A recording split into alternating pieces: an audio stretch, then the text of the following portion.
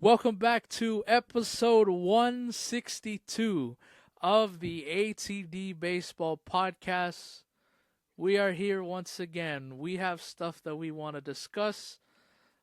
Some big things, some minor things, but either way, we have it as we carry on here with the MLB off season. But before we get into all of that, same people as always, myself and Kyle. How are you doing today, Kyle? Doing good, man. Doing good. I'd like to see more out of the Yankees this offseason, obviously. We touched on that last week. We'll touch a little bit on it this week. Overall, I feel like this past week has been, we got saved by the Chicago Cubs, thankfully. But other than that, it's been kind of a slow week. But overall, I'm doing good, man. How are you? I'm doing all right, I guess. The Packers season ended Saturday night. That sucked. Watching your team blow a 21-3 lead in the fourth quarter. That's awful. But I'm all in on the NFL playoffs right now. There's only 8 football games left before it's over, and really baseball takes center stage again. So I'm very much Hmm. looking forward to that. And I did the percentage last week. I'm Hmm. updating it for you today. And when I tell you what percentage we are at, I think you're going to be very excited. Ooh, So, okay.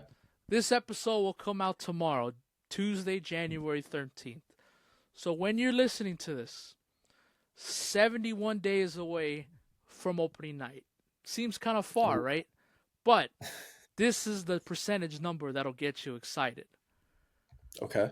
When you wake up tomorrow and when you listen to this, if you listen to this on the day it comes out, Tuesday, January 13th, we are officially at the halfway mark of the MLB Ooh. offseason.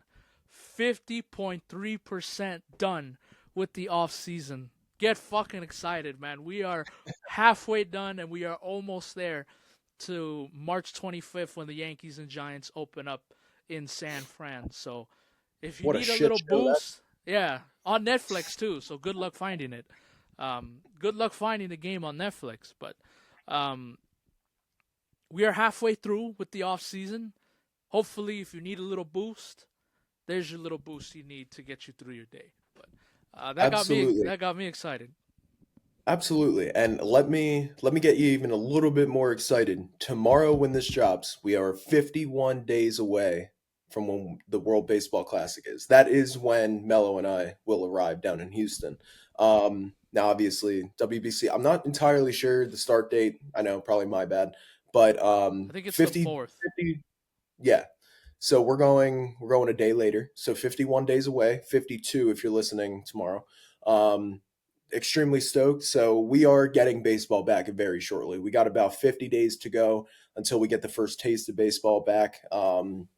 Super excited. No, I'm glad you updated that because that makes it a whole lot better. We are a smidge past halfway tomorrow. So can't complain. That's extremely exciting. And for people that don't know, it's extra motivation for me because I think I started doing this December 1st with the updated percentage. God, Hmm. it feels so much longer to me because I have to go in there and change the percentage, do the math, change the bar number. It's Absolutely. like, damn, man. Like, can I just slide it all the way to the end when we're done? But we're getting there slowly but surely. We're like 40 something days away too from the first spring training games at the end of February. So we're getting there. Oh, We're getting come there. on. We're getting there. We're giving you guys the bone here. I mean, Absolutely. February 28th is usually when spring training starts. Pitchers and catchers report even sooner. Yeah, man. I mean, come on. We are getting baseball back very shortly. Maybe not on the main stage that we all want to see it, but you know what? Every little bit counts. And if you're a fan of a team that's done a lot this offseason, that's an exciting day when pitchers and catchers report. You get to see your new guys in your threads and things like that. It's super exciting. So we're getting there very shortly. Absolutely. One quick note before we move on from here. I mentioned a cow. I have some goodies that I'd like to share momentarily here. So, my parents, I'm at this age where my parents kind of don't know what to get me for Christmas anymore. So it's like, oh, they're just giving me cash or gift cards. So they gave me a gift card for SD, the place where they have all the like arts and crafts and stuff. Here, let's see. Oh, I have absolutely. I I love have that the website. yeah, I have the gift card under here. It's right here. Yeah. So there Hmm. it is, $100. Appreciate it. Shout out my parents. Then my parents are like, all right, so you can, because obviously my parents are like, we don't know what to get you off of that site. We'll just give you the gift card. You can buy what you want. So Hmm. last year, I got this. I got this. I hope it's so. It's 2024. That's the banner that hangs from Dodger Stadium. So of course I had to go back to that same place, and I wish I had the guy's name. That's my fault. He's now got a little buddy with him. 2025, baby. Damn right. Damn right. You got back to back. Let's see if I can get them side by side here. Yeah. There we go. I like it. Beautiful. Look at that. Identical. I'm just giving Dodgers fans, this is what it's going to look like on March 26th when the Dodgers are unveiling their ninth World Championship banner, and I'll be somewhere in the reserve level crying again. But it's okay. Those will be tears of joy. But anyways, just wanted to show that too. And the guy also gave me some stickers too. I like this. Oh, I got stickers. You got the Rojas home run. And this one's cool because I was actually there for it. You got the Freddie Freeman home run in the 18th inning. Very no. gorgeous. Very gorgeous. So shout out to him. Shout out to SD. I really like it. So if you're looking for cool arts and crafts stuff, you gotta go there. They're not paying me to say this, but Mhm. it's just cool stuff, man. And I'm slowly beginning to add more to my room here. I guess you can call it my man cave at this point, but it's not my room. But anyways, we'll get into the topics here. So I just want to say thanks to the Cubs because they're really giving us some stuff to talk about here. Some big stuff. Um, the Cubs, they so we put again. It's just so crazy how this thing works, and Cubs fans, they should be thanking Kyle and I for putting that post out last week because we put out a post I think a week ago to the day. If not, it was tomorrow, Tuesday. Mhm. Give me your three, and we actually discussed it on the podcast too. You can probably find it.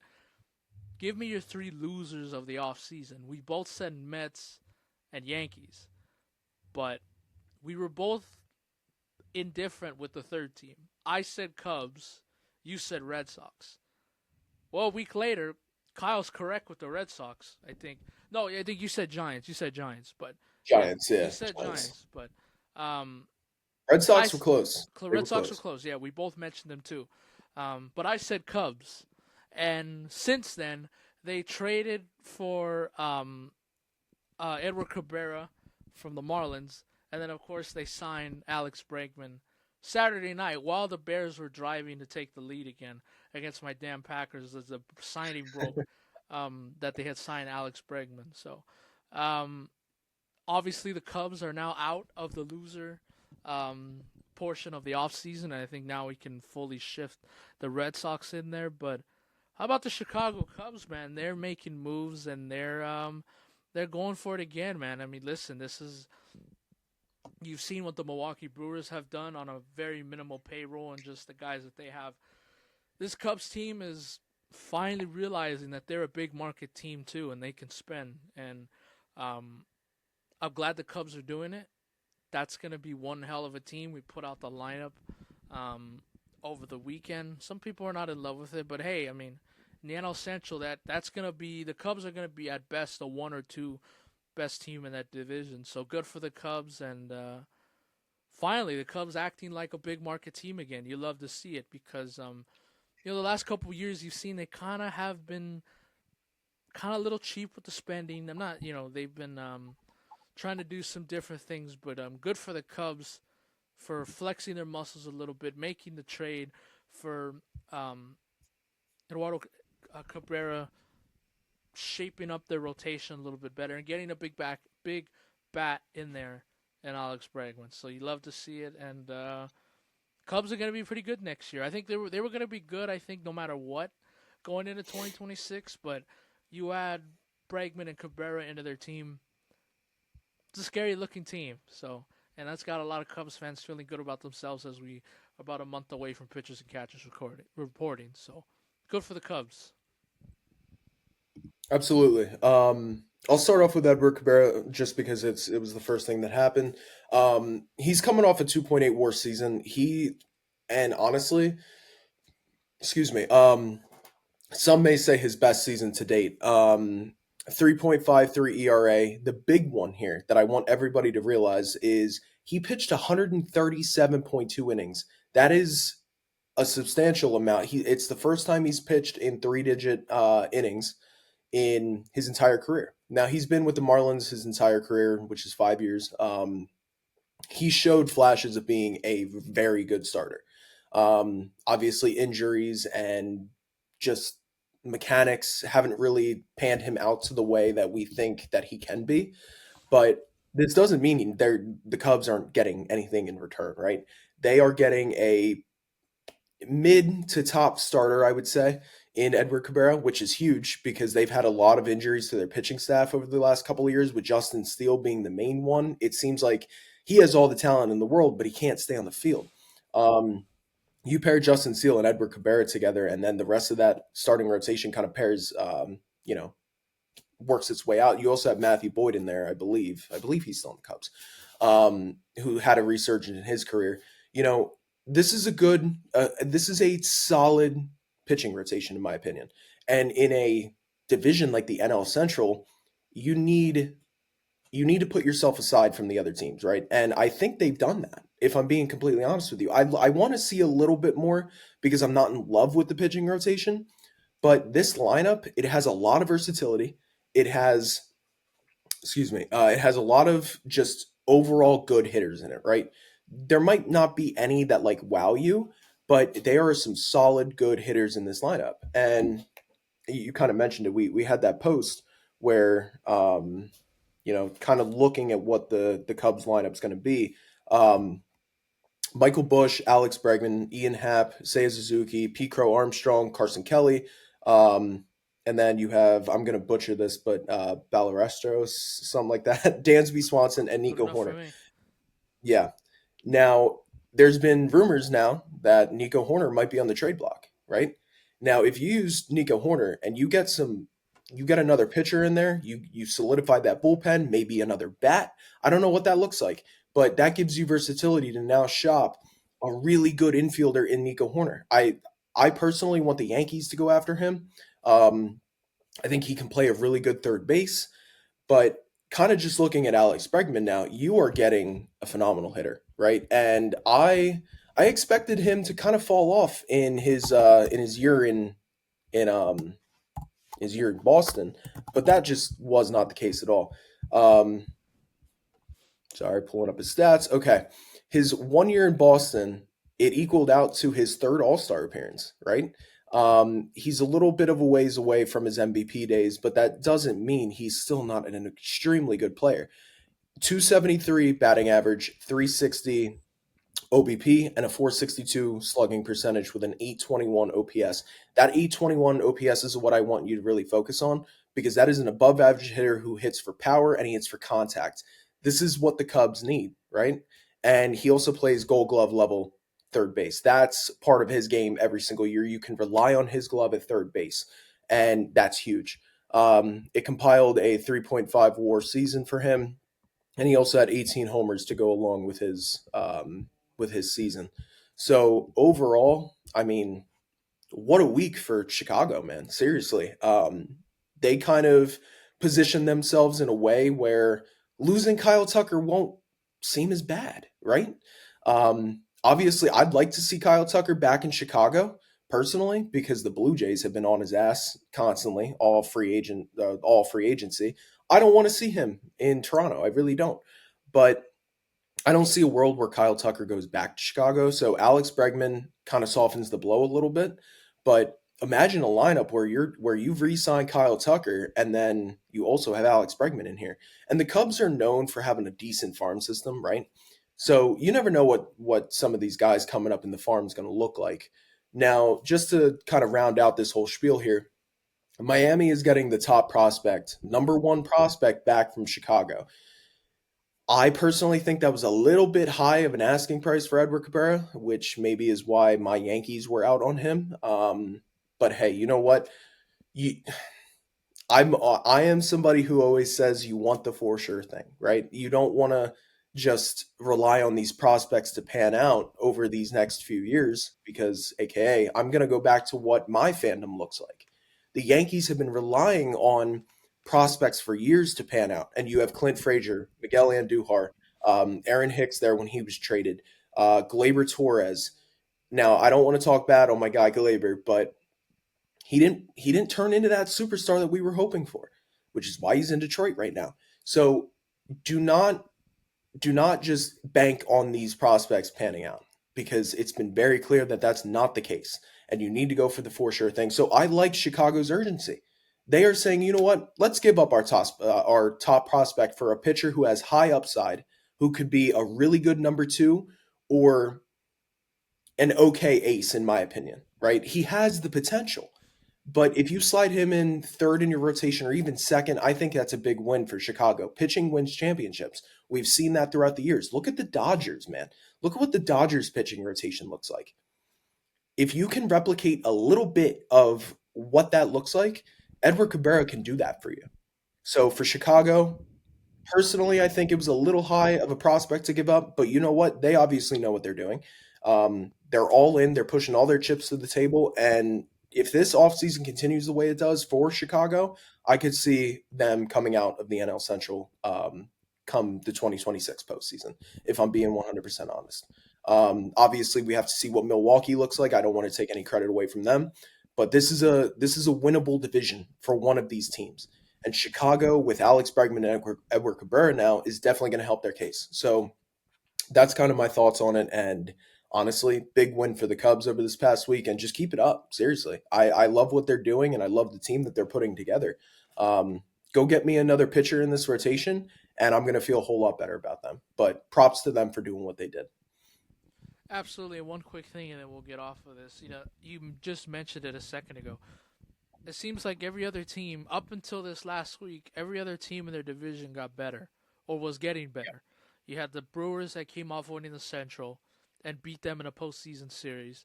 You had the Hmm. Reds that didn't have a great start to their season, put it together in September, made it into the postseason. I know they didn't do much, but still, they can build off of that. And even the Pirates were spending some money, Yeah. and they were in on Kyle Schwarber. They gave him a reasonable, legit offer. So you had these other teams in their division that were all getting better, and you have this Cubs team that's like, well, wait a second, like we're supposed to be the big spenders here, and the Cubs Hmm. have done that.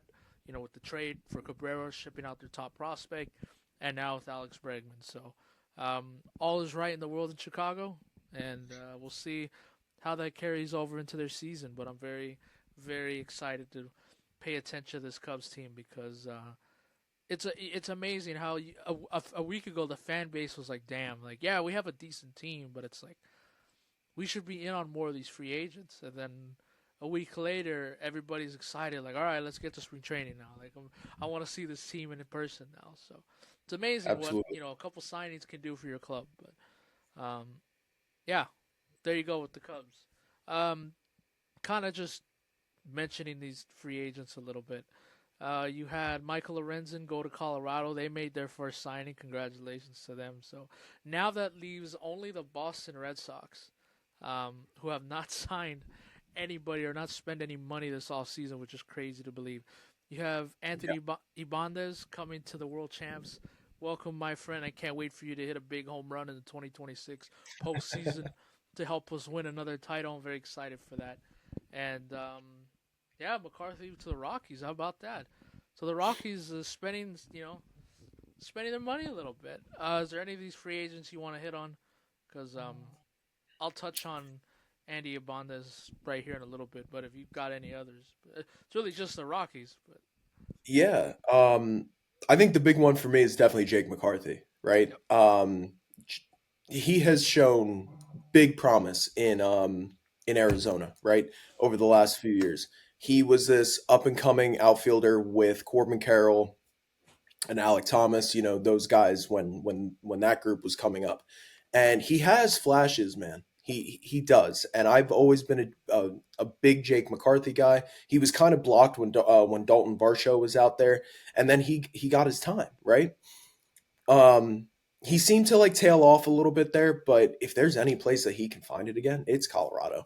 I love this matchup, right? And I think it's going to go under as one of those underrated trades slash moves that any of these teams make, right? It's obviously not, it's not the sexy move, it's not the big splash, but Colorado needs kind of any bat that they can get. And I can totally see Jake McCarthy's swing playing well in cores.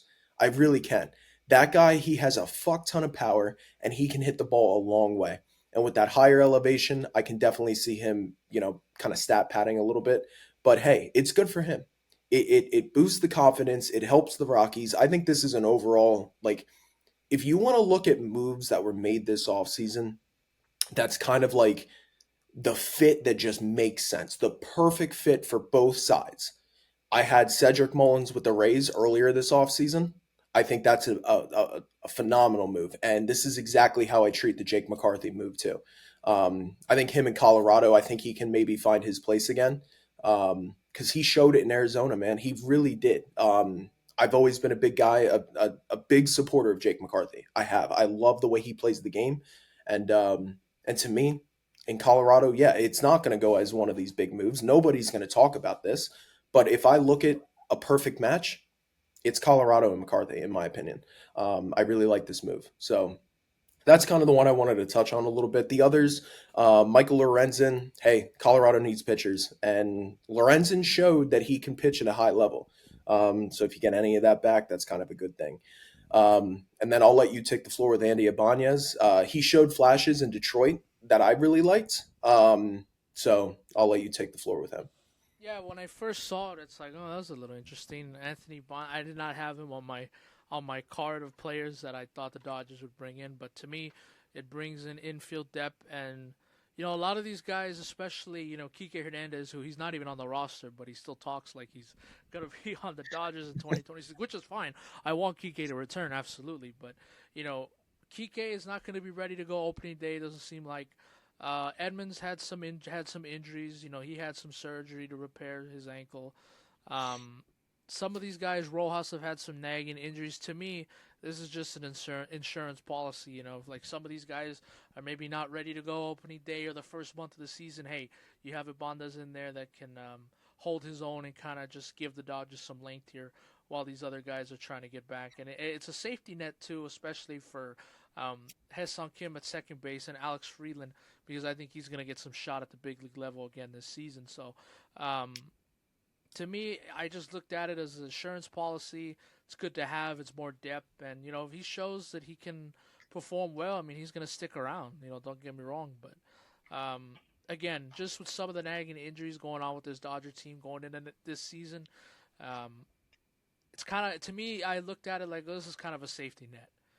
Like if these Mm-hmm. guys aren't ready to go opening day, you got a solution in there with Ibanez to kind of just hold the fort down for a couple weeks there. So that's the way I saw it, and I don't think this means the Dodgers aren't going to bring back Kike Hernandez, obviously, because Kike means so much more to the organization than what the back of his baseball card says. So Yeah. um, I still think he's coming back, and yeah, the Dodgers have been kind of quiet, man. It's kind of scary. I'm not used to this. The last two off seasons, the Dodgers have been all over the map. Have been all over the map with signing, Shohei Ohtani and Yoshinobu Yamamoto, Teoscar Hernandez, Blake Snell, Tyler Glass now sign and trade. Like I'm so used to all these pieces coming in, and outside of bringing back Miguel Rojas, Anthony Bandes, and signing Edwin Diaz, it's kind of been a quiet off season for the Dodgers, which honestly I like. I Mm-hmm. don't. It means that all right, the Dodgers feel they have a good team and they want to run it back in 2026. But welcome to the team, Andy Bandes, and hopefully he can help us out. I'm always anybody that's looking to come here and help me win. I'm all for it. And so yeah, the Dodgers have been very quiet this off season, which that might be a little scary to be honest with you because Kyle Tucker's still out there. Bo Bichette is still out there. Even though at the end of the day, I don't think the Dodgers are going to get either of those players. I thought we were going to get Bichette, but after seeing the number, no thanks. I'm all right. It's okay. You know, no disrespect, but $200 million, I'm good. I'll run it back with Haesung Kim, Tommy Edman, guys like that. But I think he's gonna. I don't know. My thoughts have changed with Bo Bichette. So, but Mine hey, have not. I will touch on that right after this, but I yeah. will. Mine have not. So let's kind of let's okay yeah let's kind of shift and get into that. Well, we're gonna mention Bo Bichette because they're still free agents. Tucker Bichette, but you had on the card here Cody Bellinger. So there was this Hmm. report that came out over the weekend for Buster Only that um, it doesn't look like he's going to return to the Yankees. It seems like the Yankees have kind of shifted their plans of having Bellinger not on their team in 2026. And we kind of heard the number go out a little bit, looking close to like $200 million. He's looking for a 7-year deal, first of all. Let's start there. Yeah. And somewhere between the 150, $175 million range, I'd guess. But um, just, well, this is your guy, so I'll let you take over your thoughts. But just immediately off the bat, Cody Bellinger's not getting 7 years on this market. I'm telling you that right now. Not this year. He's not gonna get that. He's so streaky offensively, and he Yeah, had a good offensive season with the Yankees in 2025. and He it was always still shriek. and it was still streaky, right? And um, he plays great defense, which is why he's so valuable. Yeah, But I don't think Cody Bellinger's getting 7 years. I'm sorry, not on the open market. But I've been wrong. You know what this is, and I'll let you go. I'm sorry. no, you're fine. The way, and hopefully this doesn't play out with Tucker or Bichette, but the Cody Bellinger thing with me, I'm telling you, man, Scott Boras is, he's playing with his own cards again, man. Like I think he's kind of screwing with himself a little bit again. I could definitely see this thing going to, hey, nobody's giving me what I want. This smells like a 3-year opt out every single year type of deal with Bellinger this year. Does it not? It smells like what Pete Alonso got to return to the Mets last year. Kind of this Hmm. 3-year high AAV opt out every single year. This is where it's heading, man. Like I'm sorry, but Bellinger's not getting 7 years in free agency. But maybe I'll be wrong. Floor is yours. Yeah, absolutely. Let me touch on.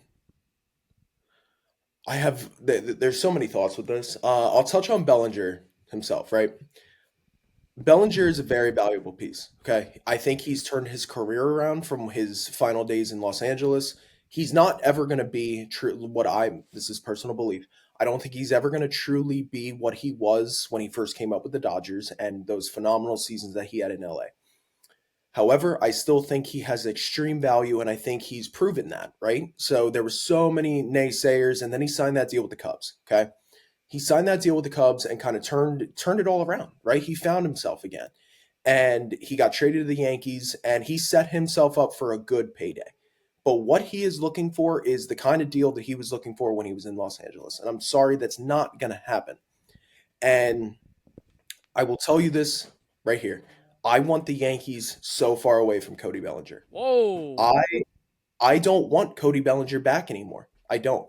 Even with the reports of what the offered deals were that the Yankees gave him. It was, I Not. It believe, was I want to five say, years. I think it was 5 years for 155 million is what makes sense to me. That to me just don't even push it, right? I think the Yankees are being too nice here. They need to cut their ties with Cody Bellinger and say, you know what? Thank you for what you did in pinstripes. Let's go our separate ways.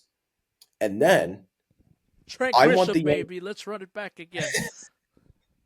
Trent Grisham will play a big role in the Yankees in 2026, unfortunately. But I think the Yankees have too much money tied up in the wrong areas. Trent Grisham being one of them, and I don't want Cody Bellinger being another. In my opinion, if you're going to spend that kind of money, if the reports are true that Bo Bichette is looking for 2 to 250, go get him.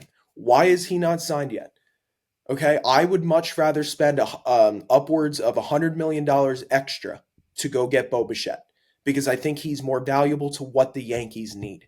Okay, you can then call up your stud of an outfield prospect in Spencer Jones. You platoon left field with Jason Dominguez and Spencer Jones, and you see what happens. And whichever one of them works out, you trade the other, in my opinion. Because or you keep both of them and then let Trent Grisham walk next year, and now you have an outfield of Judge, Dominguez, and Jones, which is what is supposed to happen. All these reports. Spencer Jones has spent the last 4 years in the minor leagues. There's no reason why he hasn't touched the major league yet, How old is in he? my opinion. 27 now? Something like And that? it's 30? probably something like that. He's probably in his early 20s. I'm probably thinking 23, maybe 24 if I'm, this is just spitballing. But to me, you use that money and you go get a guy like Bo Bichette who's coming off a World Series appearance, who is a for sure thing. Cody Bellinger's been too streaky. And I'm not saying Bo Bichette hasn't, but he has more value to the Yankees. The Yankees infield has been a problem for years. Go get Bo Bichette. And then you figure out the outfield with your two prospects, your two top prospects. That's what doesn't understand that it makes mind-boggling. Okay, before I get too bent out of shape, it's mind-boggling. You have Spencer Jones, who's the left-handed Aaron Judge, is his comp. Dude, come on, and he can play first base. You have so much versatility with Ben Rice, Austin Wells, and Spencer Jones. They can both play catcher, Rice and Wells, and then you have Jones who can do first or outfield. And then the two guys who I just mentioned can also play first base. You have so much versatility there. And then you have Bo Bichette, who's open to second base, which means if you need to, you can use Jazz in the outfield or you can trade him. And then he can also play short. Obviously, that's his primary position. And I'm sure it's not going to be, I'm sure he'd be open to playing third base if need be. I'm not saying that's the plan, but you pencil him at shortstop. And I don't know, maybe you use Volpe as a trade piece or you use him at third base. I don't know what that looks like, but that's my plan for the Yankees for the offseason. That's what I want. I want the Yankees to cut ties with Cody Bellinger. I do. I don't think it's worth it anymore. I really don't. Boris is overplaying his hand, and I want the Yankees to show him, hey, we're done playing these games. We're out. We need to figure out because we're about a month away from spring training. Let me go get Bo Bichette. And honestly, I'd rather Kyle Tucker at this point than Cody Bellinger because I think Kyle Tucker will age better than Cody Bellinger. So, in my opinion, you let him get that money from now we're back on Cody Bellinger here. We let Bellinger go get that contract that he's looking for from the Mets. The Mets need him. It makes the most sense. Or what I could actually see, and I'm so glad you brought up the point of a high AAV with low amount of years with opt outs and probably 2 3 year deal. Scott Boras special. Absolutely. I I still stick by my prediction that he's going to the Mets. I think that's where he ends up. But do not be shocked if he is a Boston Red Sox opening day, because in my opinion, the Red Sox need to make an answer for losing Bregman. You bring a guy like Bellinger in on the same kind of deal. I mean, you have the fan base back, and I'm not taking anything away from Cody Bellinger. I think he's a phenomenal player. I do. I mean, he's last year he had 272, 334, and 480 with an OPS of 813. That's kind of a replica of what Alex Bregman had. And he also had 29 homers and 98 ribbies. He was just shy of 100. And he also, I mean, he plays phenomenal defense. He finished 14th in MVP voting. I mean, that's got to mean something, in my opinion. And I think the Boston Red Sox is a perfect fit for a guy like Cody Bellinger, especially if that contract dispute starts fizzling out and Scott Boras overplays his hand. So to me, Boston and the Mets are two prime positions for Cody Bellinger. Don't let it be the Yankees. I don't want the Yankees anywhere near Cody Bellinger anymore because I don't think it's worth the price tag. You already got enough.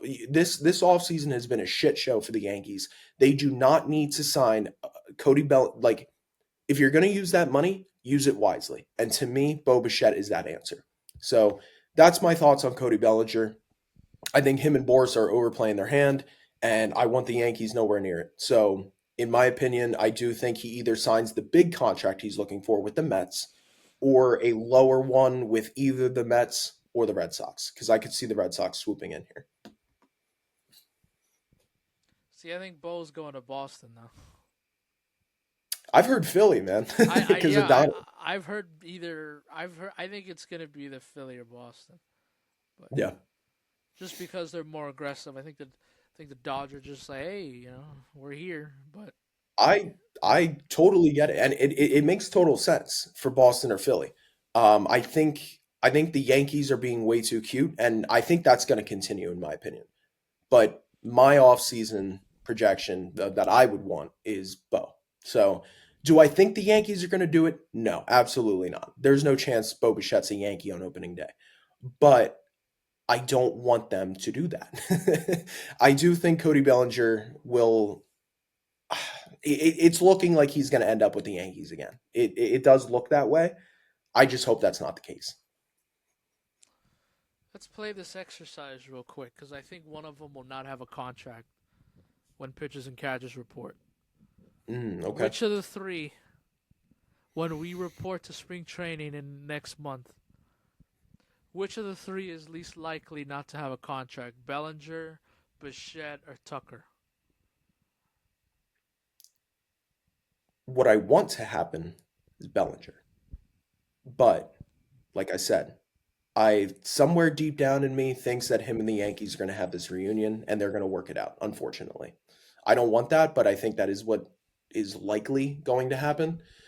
But if I had to give you an answer right now, I would say Kyle Tucker because I think Bo Bichette is either going to sign with an aggressive team like Boston or Philly. Um, and then you have the Yankees and their obsession with Cody Bellinger. And Kyle Tucker, I mean, yeah, like we've heard the Blue Jays all season long or all off season. We heard rumblings of the Dodgers. There's no traction with these. Right. There's no, I don't understand what's going on with Kyle Tucker. And I think Cody Bellinger plays a part in why Kyle Tucker is not signed. And I also think Kyle Tucker plays a part into why Cody Bellinger is not signed. So I just think there's more traction with Cody Bellinger right now than there is Kyle Tucker. So to answer your question in a roundabout way, I'm going to say Kyle Tucker. Yeah, I agree with that. And you mentioned I like the word traction. You just said, doesn't it feel like Boba Bichette can sign any day now? It feels like he's Oh, gonna sign by absolutely. the end of the week or next Yeah, week. It feels like he's gonna sign within the next 2 weeks. absolutely. I'd be shocked if he wasn't, if I'm being honest, because I think, like, I mean, given us and the luck that we've had over the last few weeks, we are going to have Bo Bichette signed by tonight. Yeah, we're gonna But get off of here and he's gonna sign in an hour. yeah, but in my opinion, I do think there is traction with the two free agents in Bellinger and Bichette. I think Bellinger is almost a lock with all these rumblings back to the Yankees, but Bo Bichette, there's at least traction with a few different teams, right? But with Kyle Tucker, it's just flown under the radar, dude. Like you don't really hear much of him. So, I mean, for that reason, I have to say Kyle Tucker. Yeah, and honestly, the way Scott Boras kind of does his thing, yeah, it almost feels like he kind of hurts his clients a little bit. Like they'll put out this Yeah, crazy ass number with the years, and the team that he was on in the previous year, it's like, okay, good luck. You're not gonna get that contract in the open market. So when you finally decide that you're not getting that contract, just come back to us and you agree with a contract, but it's gonna be on our terms. Like I almost absolutely. like I feel like, dare I say, Scott Boras has lost his fastball a little bit the last couple years because we saw Yeah. this play out with Pete Alonso. Hmm. He wanted this crazy ass deal, and the Mets were like, "Okay, go for it. You're not gonna find it, and when you don't find it, come back to us, and we'll be here for you." And I feel Yeah, like this is playing over again with Bellinger. absolutely. I think Scott Boras has lost his marbles a little bit. This is crazy. Oh, it makes sense, man. It really does. And also too, remember, um, Pete Alonso finally got the contract that he was looking for, but it wasn't the original one from No, two off seasons ago, right? He ended up signing for a 5 year contract, and it was 155 million. That's I not. think he wanted 7 2 years ago. That's what I'm. Look, it's Cody Bellinger right now. The Exactly. Yankees offered the 155 that Pete Alonso got. So it's very interesting the way Scott Boras is running his show. Recently over the last few years, it just I don't know. It doesn't make sense. And we've seen it. Matt Chapman, we've seen Alex Bregman, we've seen these guys sign really short term deals and then end up Blake like Snell. not signing. Yeah, Blake Snell was another one, and not signing for the big contract that we expected. Which, hey, maybe that helps offset the whole like CBA thing that we are going to inevitably have next year. But it's still the case, man. Like he's almost throwing away like these crazy ass numbers, and it just doesn't make sense. I think GMs have finally caught up to Scott Boras. They're not Yeah. falling for his tricks anymore. Absolutely. And it's going to be interesting the way the players evaluate this too. Because listen, like this is their livelihood, man. You know, Right. they want to try to set a contract for the rest of their playing career that is going to create generational wealth, which listen, 9 times out of 10 these guys are going to have that regardless, but they are putting their basically their livelihood in the hands of Scott Boras who's supposed to be this super agent, which listen, he He still is, is. but it's still the fact like, hey, he's getting a little cute here.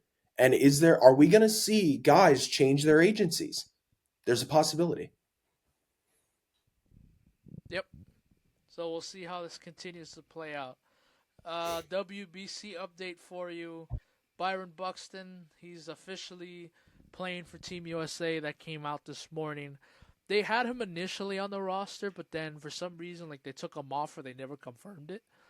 Hmm.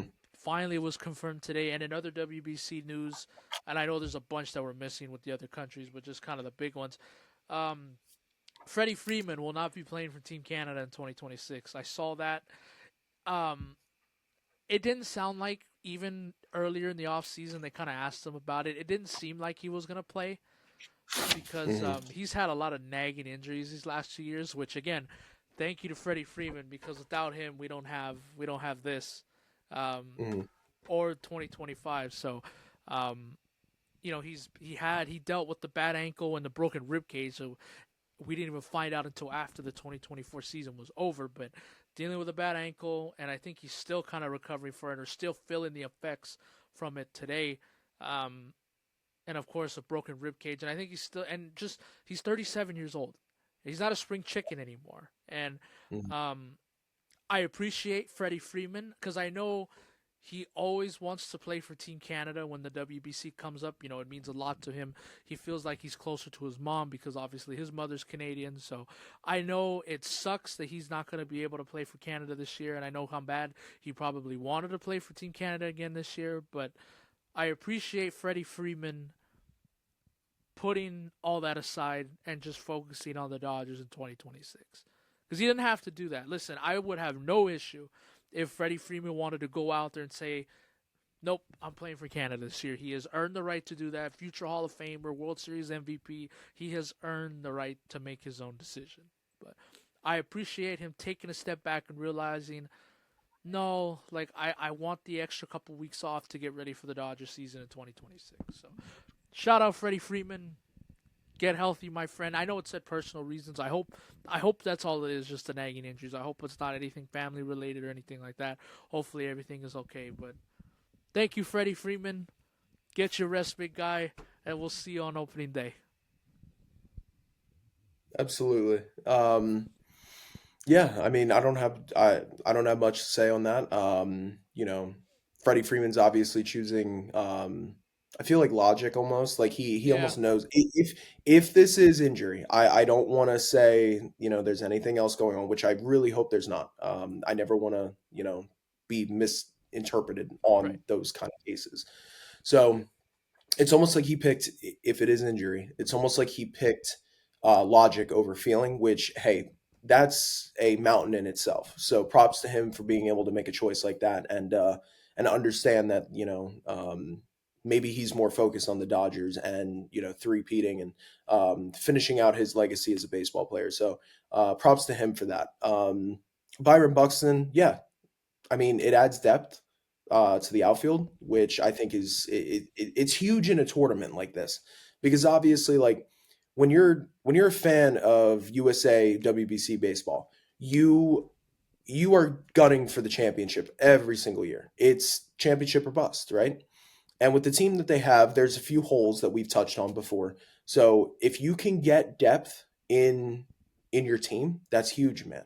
And I'm talking about Byron Buxton, his depth, right? It's kind of funny, but he's a phenomenal ball player, right? The only problem that Byron Buxton's had over the last few years is injuries. If this guy could stay healthy, I can guarantee you he'd be a top 10 player in baseball easily. I can guarantee you. He showed that he can be that. It just sucks, injuries is part of this game, and unfortunately, he's been bugged with it more than most players. So, um, you know, the depth is really good, but Byron Buxton's a phenomenal ball player. So I'm excited to have him on to have him on Team USA for the World Baseball Classic. So it'll be cool to see him. I've never personally watched him play in real time, so that'll be fun. But yeah, no, it's good overall, right? I mean, you're getting a guy like Byron Buxton on the team, so that's not ever a negative thing. So Yeah, Team USA still has about a couple more bench pieces they need to fill out, and they have like 3 spots remaining in their bullpen. So hopefully, um, get some more pieces in there. Alex Vesia, I hope he does it. I hope Vesia does Team USA, man. We need that lockdown lefty coming out of the bullpen and some bench pieces. Get some good bats in there. The thing that sucks, it's like not everybody's gonna play. I mean, unless they mhm. like blow out the competition in the group stage, which I think they will. Um, Yeah, your starting lineup right now that I have in front of me, you know, Judge, Harper, Durang, Witt, Henderson, Carroll, Buxton, Raleigh, Schwarber, like those are pretty much going to be your 9 guys that are going to be in those important games, in my opinion. So, um, yeah. hopefully, all these guys get a chance to play because obviously it means a lot playing for your country. And like you mentioned, we're like 51 days away from the tournament Yep. beginning, which is kind of crazy. And hopefully, we start getting some merch updates soon because I'm looking to buy some hoodies and stuff, some hats. So, Absolutely. Yeah. No, me too. It's kind of interesting this go around because we don't have many Dodgers. I think we have Will Smith, right? well, Is that we it? we've been busy winning world championships, so yeah, we've gone deep into October winning championships. So, you know, I the yeah. Dodgers, the Dodger players, we don't play in little tournaments in March. We play for the world championship in October. Damn it, Oh man, yeah, we don't play for these little tournaments here. So crazy. See, yeah, listen, you've earned the right to say that, and I can't say anything against it. So you know and what? I love it. I'll let you for the rest of this off season and for the rest of next season. I will let you, flourish in your glory and everything. Yeah, yep. Oh, Go for it, man. You know what? Props to you. It's not many times that your team goes back to back and you get to witness it. So, props to you, man. But no, it's like I'm still pissed that Mookie Betts is not playing in the World Baseball Classic. I truly am because when well, we you were out should in tell him to Arizona, keep it in his pants, and he would be playing in March. congrats on the sex, Mookie. But Yeah, um, when we were out in Arizona, we kind of talked about just being with the four of us and the content ideas that we are constantly throwing through our heads. We always like we kind of touched on like the perfect team that we wanted to see out there, right? And the top 3 guys that I had on my radar was Mookie, Bryce Harper, and Aaron Judge. And we got 2 out of the 3 this go around. I really thought that Mookie would play again, but not unfortunately because he's welcoming his child into the world. So congrats to him. But overall, like, yeah, selfishly, I'm gonna say I wish he was playing the WBC. But at least we have Will Smith, right? exactly. And the WBC in March, those are for losers like Paul Skeens and Bobby Witt Jr., who they can't make it to the postseason in October.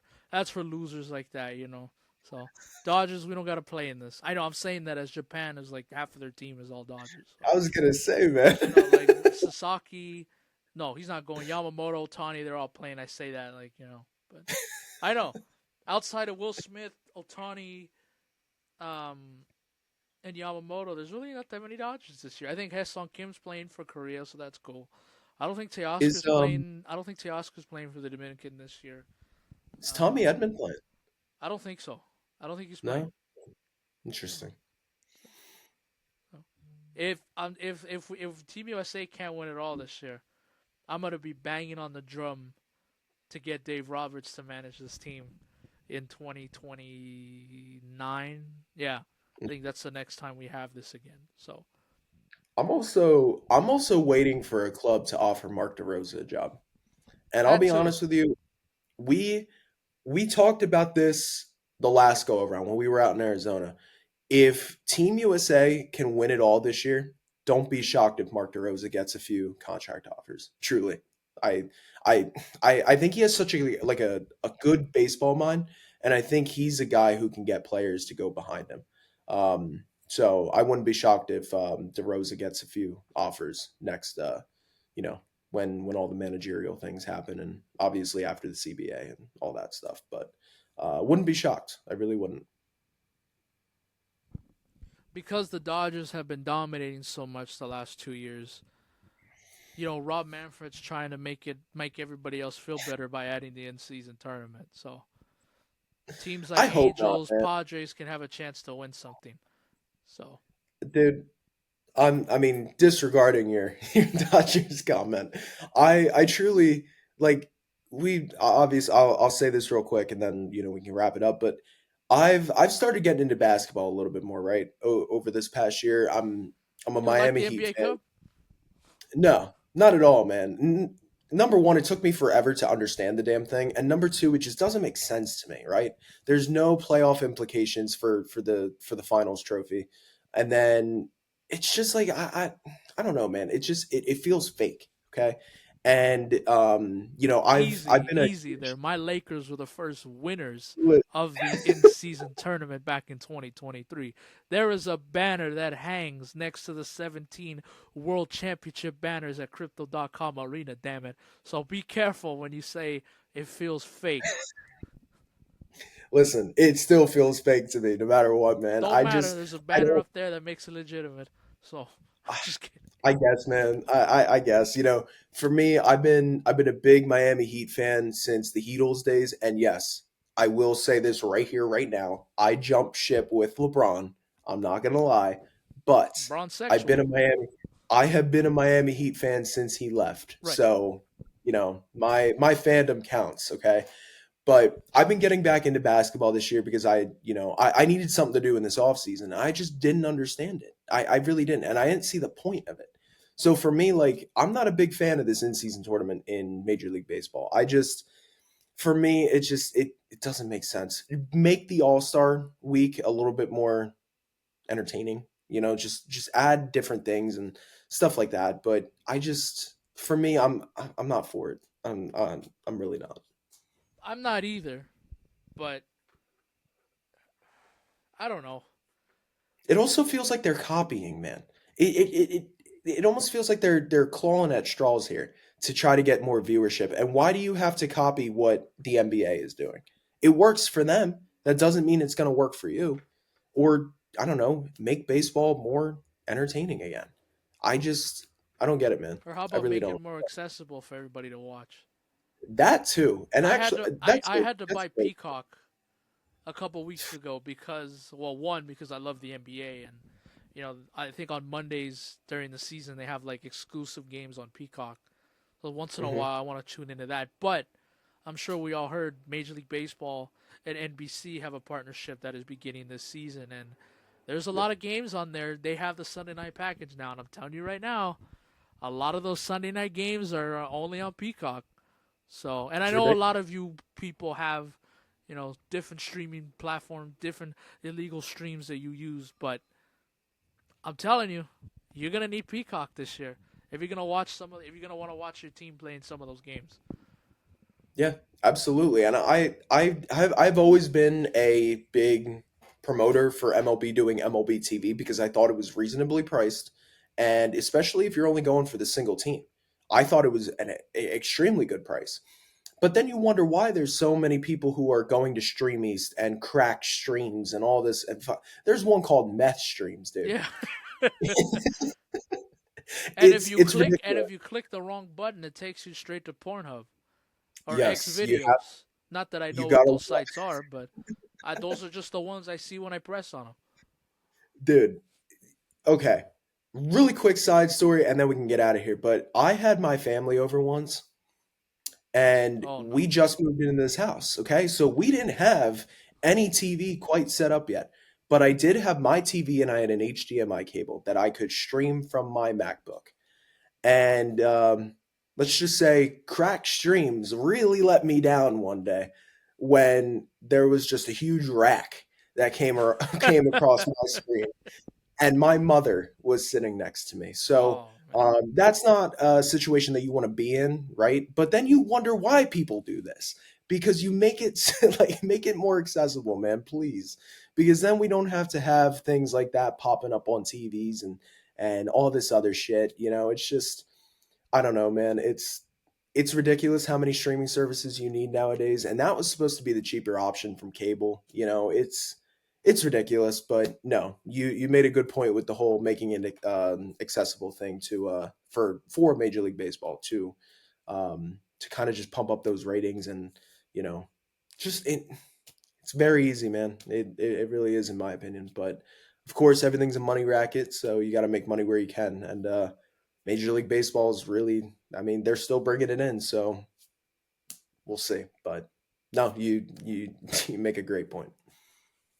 To me, the in-season tournament is just another award for the Dodgers and Otani to win. So let's do it. Let's continue to add to Shohei Otani's legacy.